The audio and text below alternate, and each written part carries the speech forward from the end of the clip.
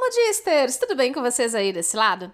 Já faz um bom tempo que a gente conversou sobre o projeto Recriando Marias, mas já a gente vai resolver isso. Porque no vídeo de hoje eu vou mostrar para vocês como eu fiz toda a pesquisa e como eu confeccionei uma liga de meias da década de 1890 a partir de uma pesquisa com os catálogos de vendas da época e com as patentes da era vitoriana. Meu nome é Pauline Kisner, eu sou historiadora da indumentária e recriadora histórica, e você está no canal da Modista do Desterro.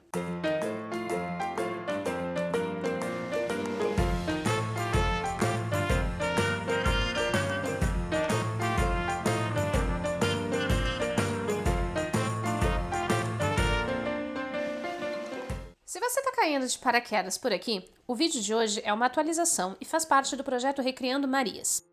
Nesse projeto, eu me proponho a investigar e tentar recriar o que seriam os trajes usados por mulheres imigrantes de origem italiana que chegavam aqui no Brasil no início dos anos 1890. Na medida do possível, eu estou tentando usar materiais e técnicas registradas em peças originais da época. Por enquanto, a gente ainda está na etapa da roupa íntima.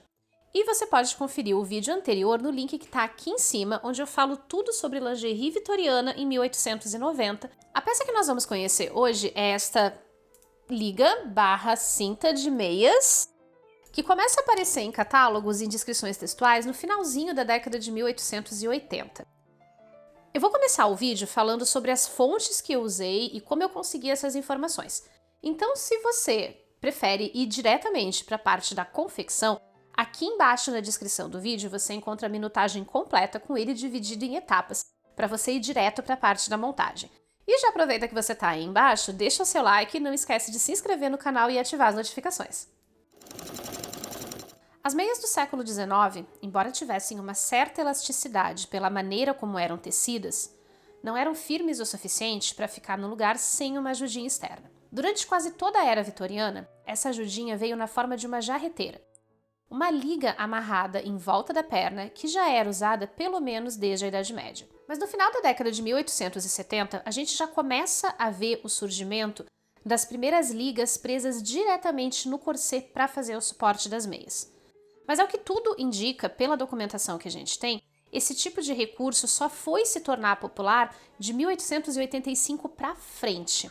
Porque é justamente nessa época que a gente começa a ver os primeiros anúncios tanto do corset já com a liga conectada, quanto da liga como uma peça separada para ser colocada na volta do corset.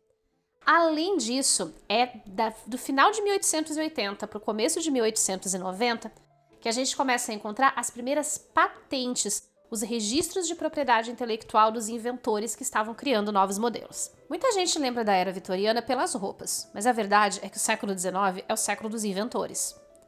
Especialmente porque o aumento do número de trabalhadores assalariados, o crescimento da classe média e a expansão da indústria criavam demanda para invenções e aperfeiçoamentos.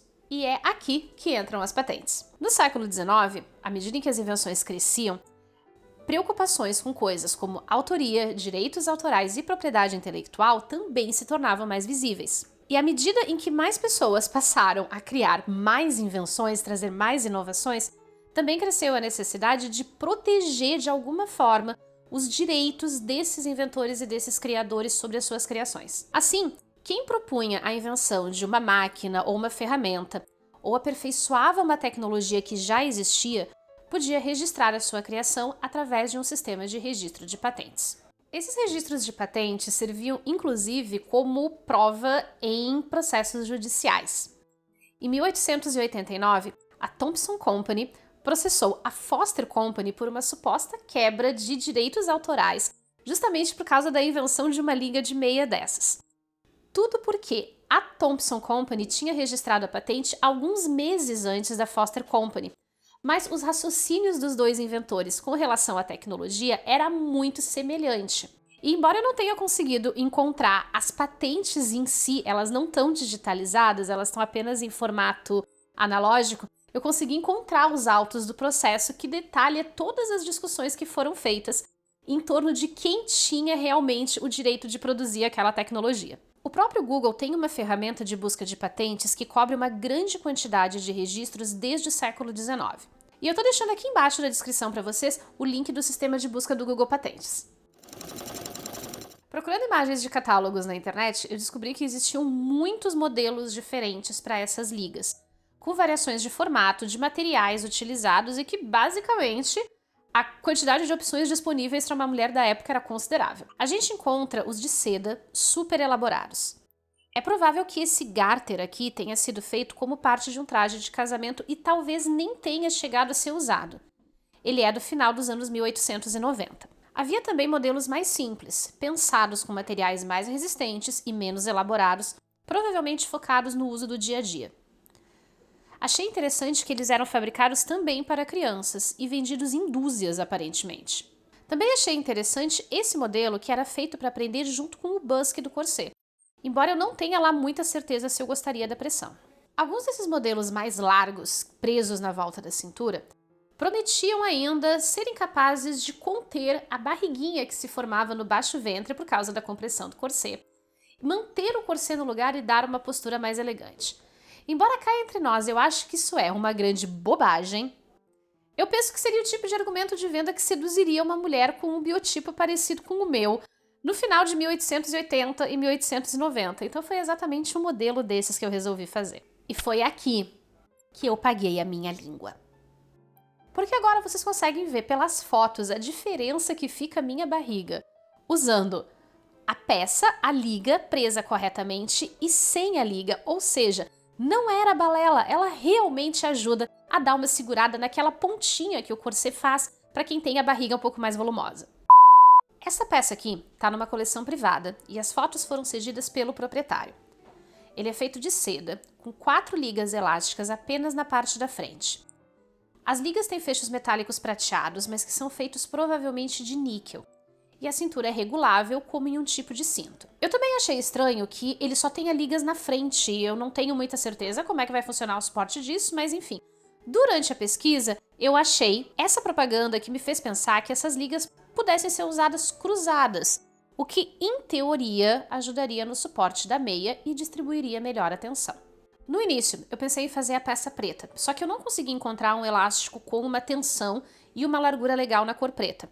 Então eu acabei trocando para branco e, para minha sorte, eu tinha material em casa. Então, para fazer a base dele, eu usei uma sarja 100% algodão com a trama bem fechada, em 2 camadas, e usei o elástico branco largo que eu já tinha em casa. Com o corset no corpo, usei uma folha de papel para criar um desenho parecido com o da minha referência.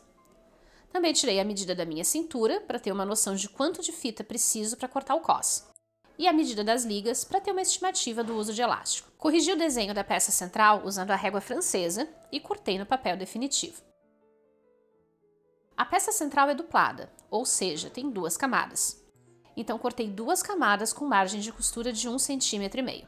Tanto as ligas quanto o cos são presos dentro da peça, então na hora da montagem tudo já tem que ser colocado assim, juntinho. A peça central tem 3 costuras, uma que fica invisível, uma de acabamento bem na bordinha e uma mais para dentro que ajuda a estabilizar os elásticos. E eu segui esse padrão de costuras que também está na minha peça de referência. E quando eu estava montando, eu percebi uma coisa extremamente óbvia e que fez eu me sentir muito idiota. Porque no fim das contas faz sentido que a liga só tenha o suporte de meia na frente, porque se você tá de corset e você vai se vestir sozinha, qualquer pessoa que já botou uma cinta liga daquelas de lingerie sabe que é uma desgraça para você prender o grampo na meia na parte de trás. Então faz todo sentido que ela só tenha grampos na frente e eu me senti muito idiota quando eu percebi isso. Eu queria muito ter usado os clipes de cintas ligas, porque eles eram uma patente que já foi registrada no século XIX. Aqueles metálicos mesmo, não os plásticos. Só que com o contágio pelo coronavírus disparando de novo na região, sair para procurar isso no comércio é uma coisa totalmente fora de cogitação. E pela internet eu só encontrei pacotes com 50 ou com 100 unidades, que fica totalmente fora de mão para mim. E, infelizmente, eu não tenho nenhuma liga dessas de lingerie com fechos metálicos em casa que eu possa usar, então eu acabei optando por usar essas ligas de suspensório mesmo. Para aplicar os fechos, costurei a máquina com todo cuidado para não quebrar a agulha. Usei um ponto bem apertado aqui e ainda reforcei com alguns pontinhos à mão. Para o cos, usei um cadarço sarjado 100% algodão.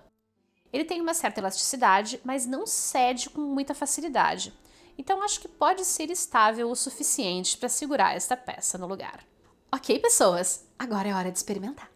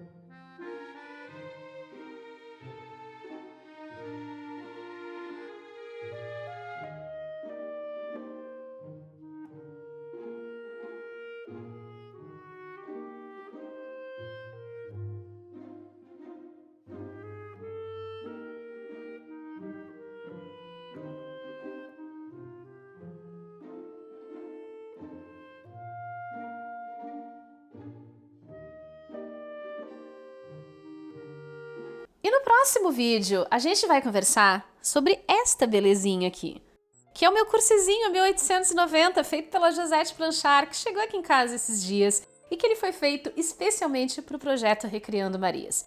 Então já deixa o seu like, se inscreve aqui no canal, ativa as notificações e se você está curtindo o conteúdo do canal, considere a possibilidade de se tornar um modister, de ser um apoiador.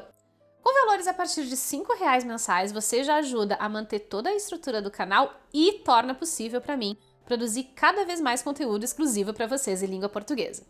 Não esquece de deixar o seu like e a gente se vê na próxima semana para falar sobre corsês vitorianos.